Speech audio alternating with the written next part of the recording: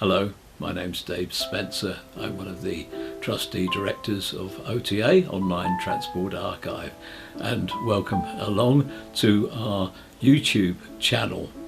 And it's being relaunched this spring 2026.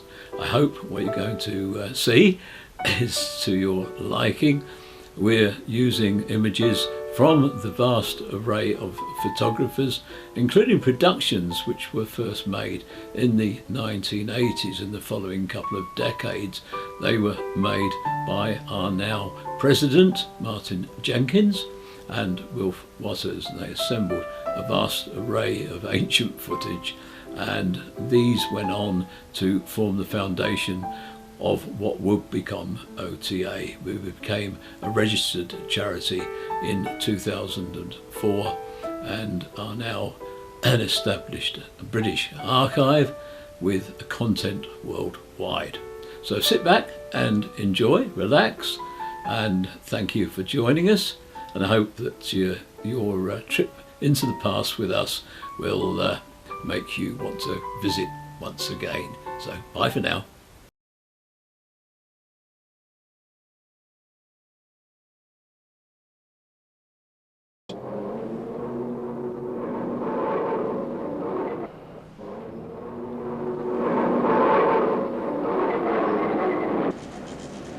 Why did the trams fall from favour? From their inception, they evoked considerable civic pride, so much so that a corporation like West Ham produced this short film, highlighting the work done at its depot in Greengate Street. In reality, the electric tram transformed people's lives, allowing them to travel further at affordable prices for work, shopping and recreation. New routes on frequent headways served ever more suburban housing, so that by 1914, Londoners could use a vast web of interconnected municipal and company tramways stretching from Hampton Court in the west to Dartford in the east. Rolling stock improvements included the provision of top covers, upholstered seating, drivers' vestibules, better trucks and more powerful motors. Everything was geared to giving the public a better ride for its money.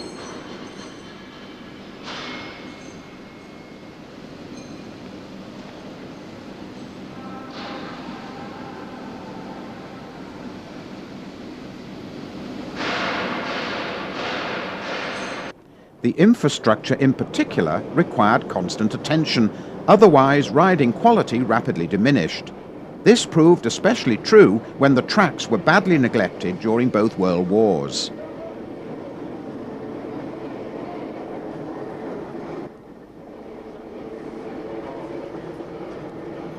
This scene shows West Ham cars at the docks.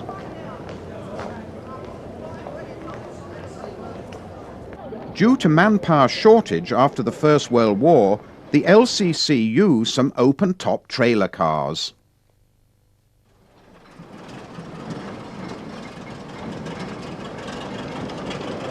Between 1926 and 1932, Croydon, East Ham, West Ham, Ilford, Leighton and Walthamstow corporations, together with the LCC, built some 370 new trams.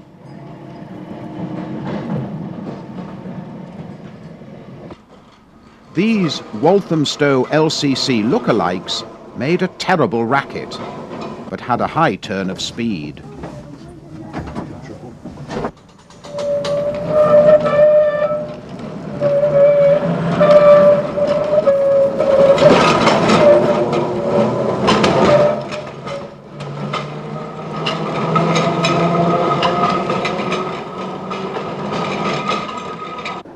The LUT and MET had also introduced their revolutionary flush-sided Felthams in 1931.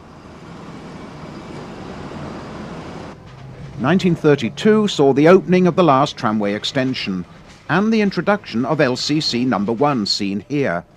This was regarded as the forerunner for a large fleet to serve new council estates. Why did all this tramway development come to an end? A few routes had already closed before creation of the London Passenger Transport Board in 1933. This new body soon opted for trolleybuses. This would allow them to scrap life-expired trams and avoid relaying worn-out track. Furthermore, electric buses were considered more flexible and less costly, while still utilising much of the existing tramway infrastructure. From 1935, the trolleybuses took over with a vengeance. Route after route tumbled, and more elderly trams would go up in flames, although modern vehicles like the Felthams migrated south of the river. If the war had not intervened, all LT's 2,500 trams would have been gone by 1942, wiping out over 325 route miles. By July 1940, nearly 1,700 trolleybuses dominated most of West, North and East London, leaving some 1,100 trams, mostly in South London.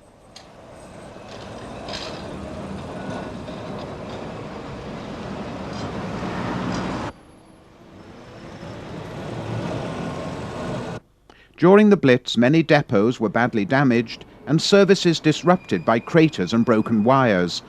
Numbers of trams and trolleybuses were either destroyed or severely damaged. After the war, LT announced it was to use buses and not trolleybuses to replace the remaining trams.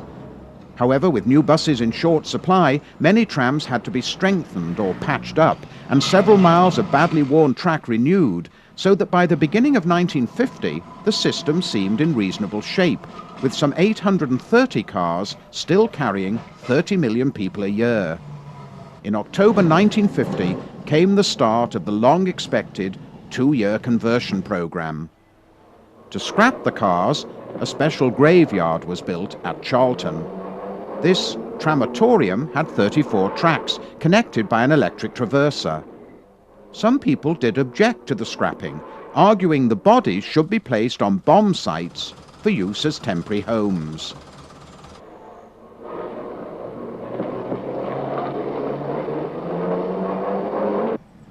The first stage involved the 31, one of the 3 subway routes, as well as lines to Clapham Junction, Battersea and Wandsworth.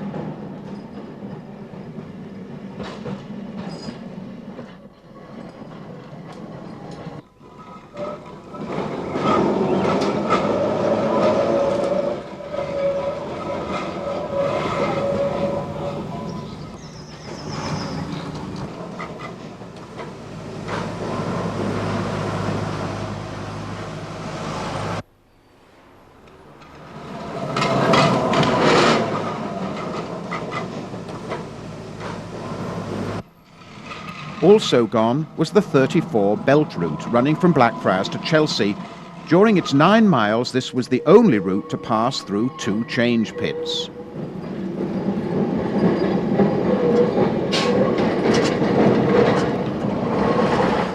Anti-tram newspapers trumpeted, "The big switch starts, 74 cars move off to the bonfire." Knowing the end was near, dedicated enthusiasts set about to record what they could with photographs, cine film and sound recordings. Stage 2, which took place in early January 1951, ended all operation in Clapham. Trams also disappeared from the Balham and Tooting areas.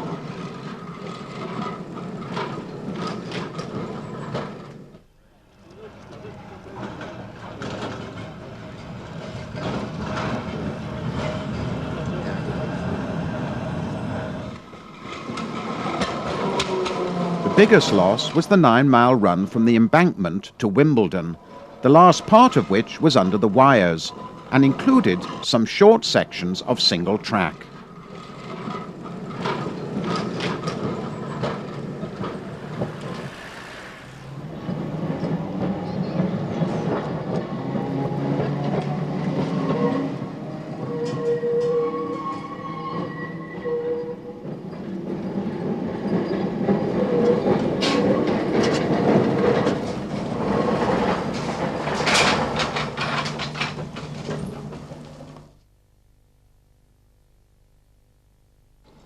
3 months later came stage 3.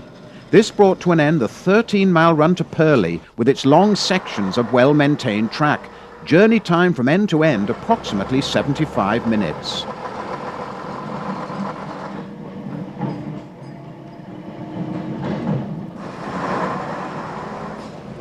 Another loss was the Croydon Local to Thornton Heath, which sported several stretches of single track with passing loops. Following this closure, the remaining Felthams followed their sister cars for a new life in Leeds.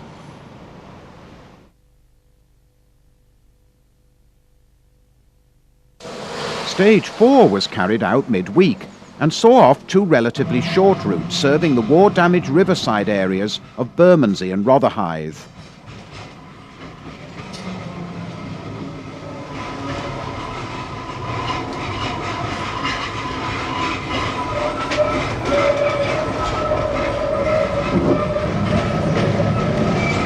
A bugler would play the last post as the final number 70 left Tooley Street on July the 10th.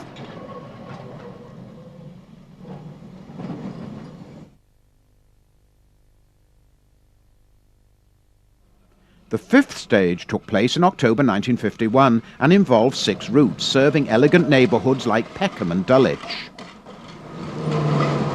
Trams would no longer use the spectacular 4-track layout on Dog Kennel Hill.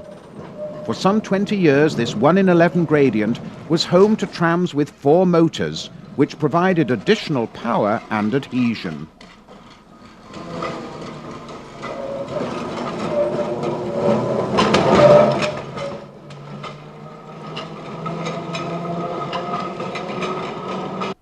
The 58 from Victoria to Blackwall Tunnel negotiated several sections of single track.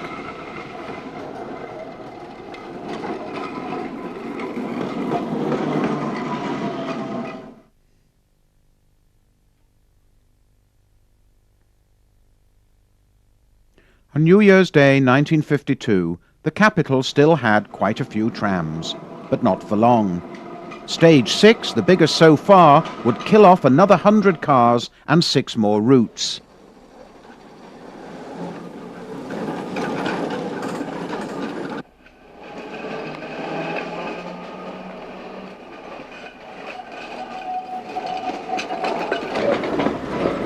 Trams would no longer reach Victoria.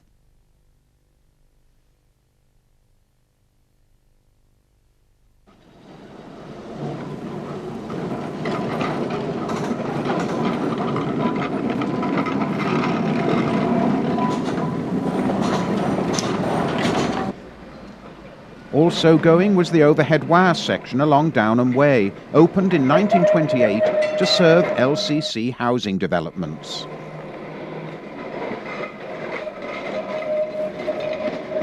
Activity at Grove Park Terminus.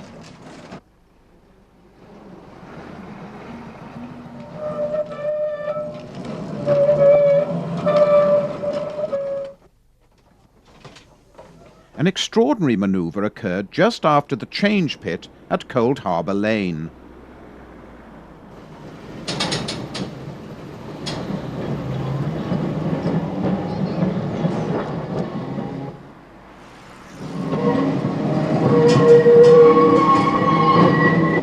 Northbound 48s crossed onto the wrong line in order to negotiate a sharply angled single-track curve into Herne Hill Road.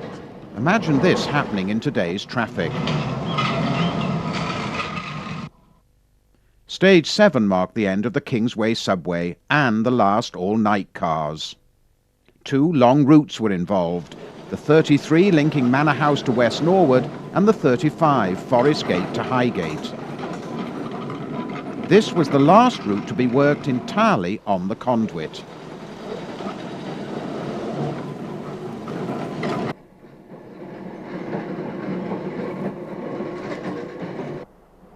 Concerns had been expressed about the future of the subway.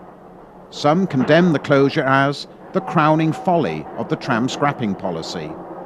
An attempt to run a trolleybus through in 1939 had failed, and plans to keep a tramway shuttle came to nothing.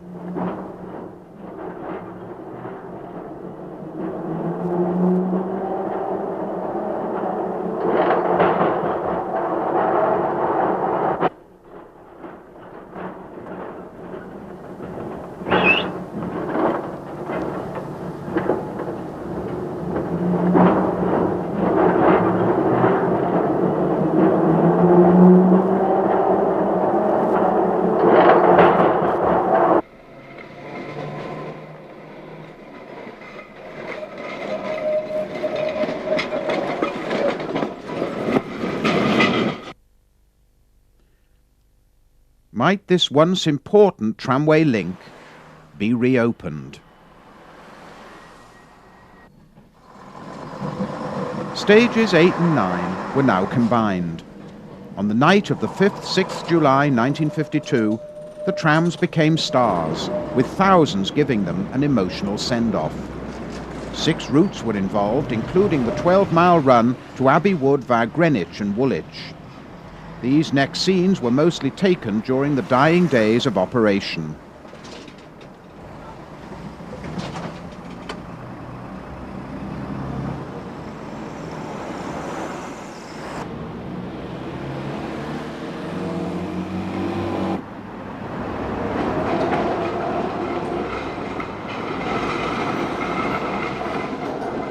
During the war, traffic had been extremely heavy, with thousands travelling to the arsenal, army camps, ammunition factories here at Woolwich.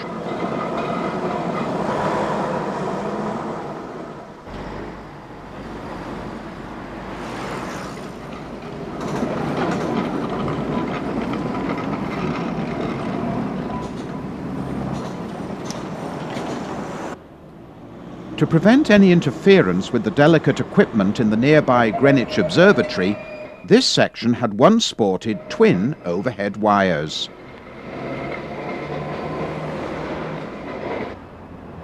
The busy 44 was virtually a Woolwich local.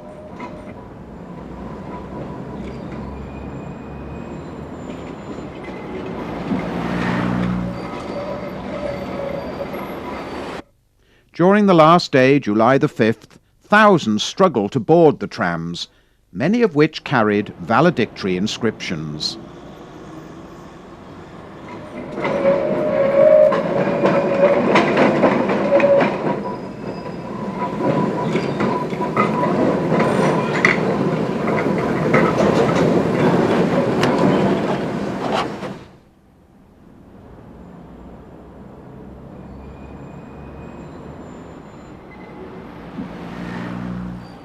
Every child wanted that one last ride.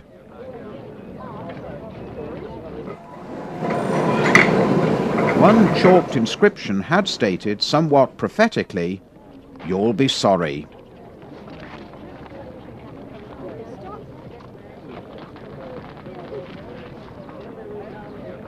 One person who was sorry was a visiting American who had arrived armed with several reels of colour film, only to find nothing but rusting rails on Westminster Bridge.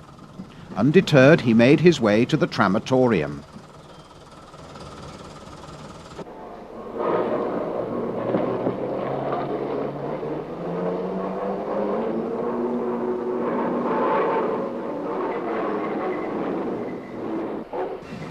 Probably in exchange for a few American cigarettes, this victim was taken for a final spin.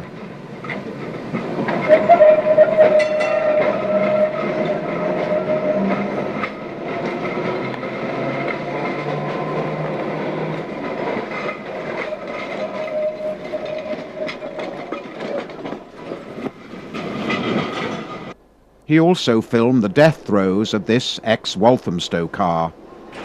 No one could have guessed that within 10 years the hundreds of trolleybuses would suffer the same fate. Warning bells were rung in 1954 when LT announced that nearly all the system would be replaced by diesel buses, which would offer the public greater flexibility and improved integrated services. Furthermore, it was stated much of the electrical equipment and many of the vehicles were life expired. These next sequences offer some glimpses of the world's greatest trolleybus system. The web of wiring acted as a cement, binding many of the most densely populated areas in the capital. People relied on the trolleys to get to church, market, shops, cinemas, sporting venues, and their places of work. Heavy shift traffic was carried here on the Dock Road, conductors describing it as like working in a madhouse. This loop served the Royal Victoria and Royal Albert docks. Equally heavy traffic was encountered between Canning Town and North Woolwich. This catered for the docks, factories and the Tate and Lyle sugar refinery.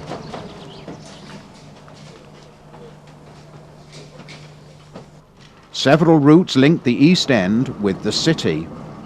Owing to the number of vehicles used only in peak hours, the routes using the commercial road operated at a loss. The convoluted local East Ham circular routes rarely carried heavy loads except on Saturdays.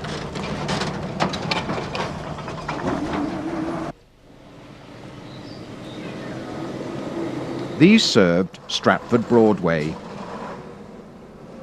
The routes along Bow Road and Mile End Road also converged on the Stratford hub. Here through routes and locals mingled, the trunk services heading for Leighton and Ilford.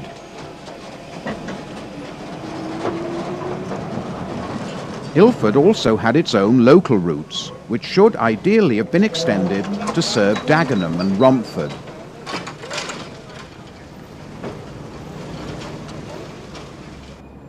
One of the Ilford locals met at Barking Broadway with the long trunk routes from Aldgate and Bloomsbury. With such a criss-cross of services, East London was riddled with impressive overhead junctions, known as Cat's Cradles. This one is at the Baker's Arms, Leighton. Waltham Cross lay at the end of the Hertford Road, which carried LT's most intensive trolleybus service, passing through Tottenham and Edmonton. At the end of the rush hour, long lines headed home to the depot at Tramway Avenue, Edmonton.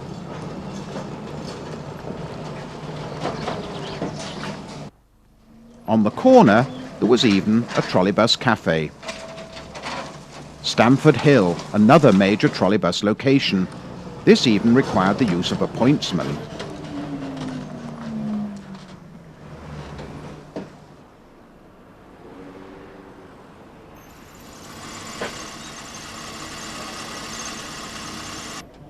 The Nag's Head Holloway remained the junction, with 1.5 tons of equipment suspended above the carriageway.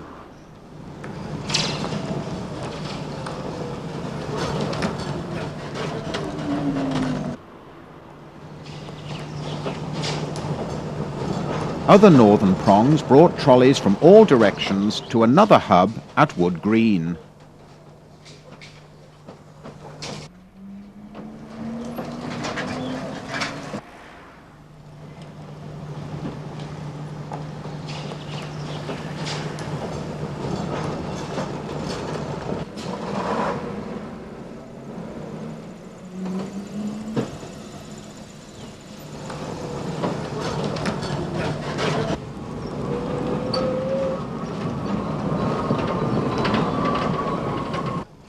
From Wood Green they ran to Winchmore Hill and Enfield, as well as North Finchley.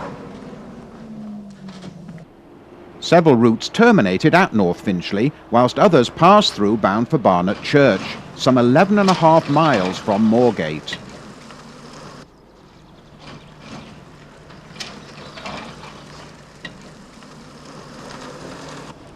The 645 covered 13.5 miles on its U-shaped run back to Cannons Park. 4 short inner area routes travel from King's Cross St Pancras through fairly dismal suburbs to within walking distance of Hampstead Heath and Parliament Hill Fields. 653 provided an important 10-mile link between Aldgate and Tottenham Court Road.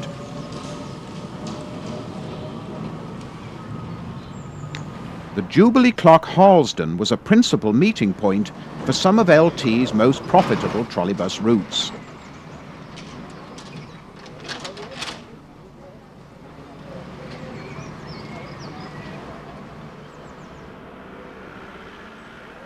The trolleybus driver training school had been close to this location. A very frequent service operated between Shepherd's Bush and Uxbridge. A convoy of 607s passes under the Paddington Main Line at Southall, close to the AEC factory with its own internal trolleybus testing track. As late as 1959, this one route required 68 vehicles on a Saturday and even 43 on Sundays. The fast run across Mitcham Common was the highlight of the long 630, running from West Croydon to Harlesden. The two isolated Woolwich routes carried exceptionally heavy wartime loadings. The 696 travelled all the way to Dartford, deep in London country bus territory.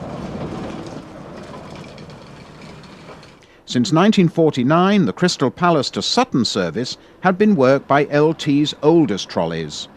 This was one of the hilly routes, worked by buses equipped with brakes that control the speed in case of a runaway.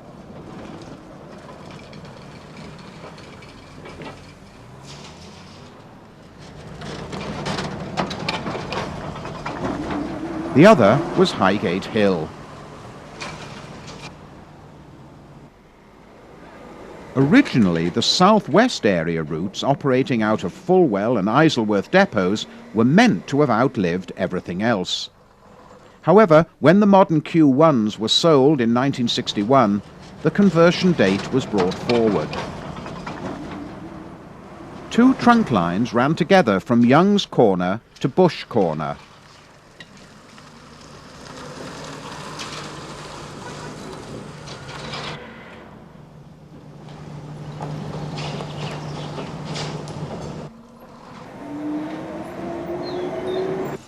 To mark the end of the trolleybuses, preserved Diddler No. 1 was brought out of retirement, and on the 8th of May 1962, together with 1521, it made a ceremonial trip from Fulwell to Kingston.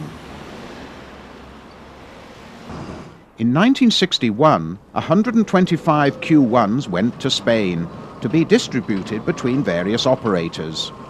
Those which entered service had their bodywork altered for right-hand running.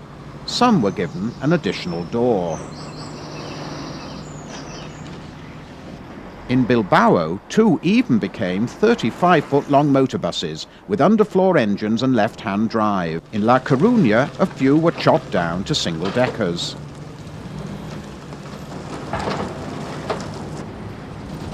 Action in Pontevedra.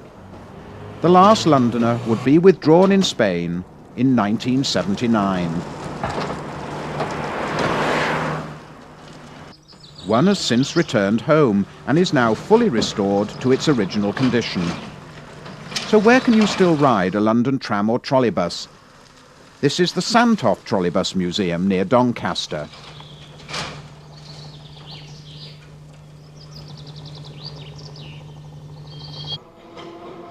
This tram spent years in the open at Chessington Zoo. Now it operates at the East Anglia Transport Museum, together with several vehicles owned by the London Trolleybus Preservation Society.